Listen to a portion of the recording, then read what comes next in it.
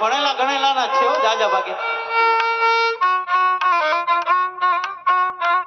વૃદ્ધાશ્રમ 1 મિનિટમાં બંધ થઈ જાય,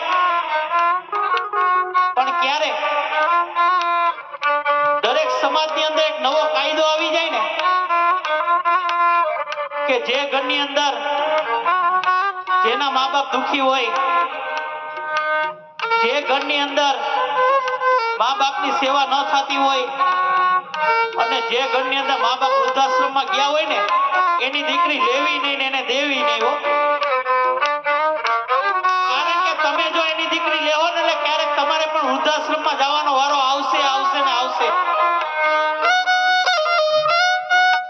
ગમે એટલા ધોળા ચામડા હોય પણ જાતિ સ્વભાવ કોઈ દી ન જાય મારા બાપ.